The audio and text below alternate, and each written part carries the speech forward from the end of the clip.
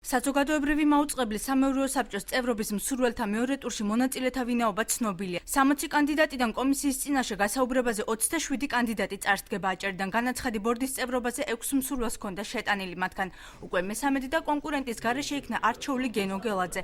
კომისიის ერთ-ერთი წევრი აცხადებს, რომ გელაძის კონცეფციის მიმართ კომისიის შეფასება წინა ტურების შემდეგაც უცვლელი დარჩა. ფარული კენჭისყრის შედეგად მივიღეთ ის შედეგები, რაც მივიღეთ, რაც ცნობილია უკვე საზოგადოებისთვის, კონკრეტულად კი 60 კანდიდატიდან მეორე ეტაპზე გადავიდა 27 ადამიანი.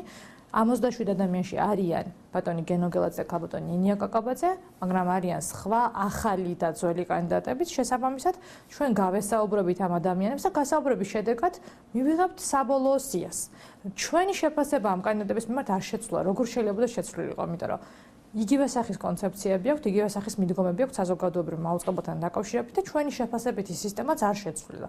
ჩვენ სხვაგვარი გადაწყვეტილება ამ კანდიდატებთან დაკავშირებით ფიზიკურად ვერ გვექნებოდა. ვიდრე შედეგები გახდება ცნობილი, აჭარის უმაღლეს საბჭოში დეპუტატთა ნაწილი აცხადებდა, რომ გენო გელაძის კანდიდატურას მხარს აღარ დაუჭერდნენ, რადგან მოლოდინი ორჯერ გაუცრუვდათ. დღეს კი უმაღლესი საბჭოს ვიცე-სპიკერი აცხადებს, რომ გელაძის ხელახლა წარდგენით რთულ მდგომარეობაში აღმოჩნდა როგორც უმაღლესი საბჭო, ასევე პარლამენტიც. დავით ბაციკაძე საზოგადოებრივი მაუწყებლის ბორდში აჭარის წარმომადგენლის ყოფნის აუცილებლობას ვერ ხედავს. ვეცდები, რომ საქართველოს პარლამენტის წევრებს აუხსნა, რომ ეს არის კარგი კანდიდატურა. უმაღლეს საბჭოს უნდა მიიღოს ის გადაწყვეტილება, რომ საქართველოს პარლამენტმა მოიწონოს. ბორდის წევრობის ერთ-ერთი კანდიდატის ტელეარხ 25-ის თოქ-შოუ დიალოგის პროდიუსერი ირმა ზოიძე, რომელმაც კონკურსის მეორე ეტაპი ვერ გადალახა, ფიქრობს, რომ აჭარის წარმომადგენლებს შორის არჩევანის გაკეთებისას კომისიის წევრებისგან წყობა სუბიექტური იყო.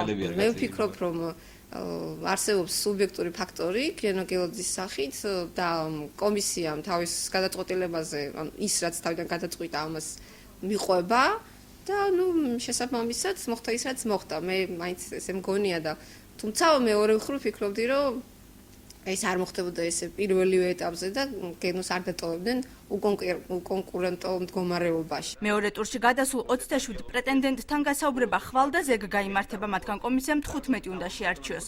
ვინ იქნება 9 წევრიან ბორდში, ამას საბოლოოდ პარლამენტი გადაწყვეტს.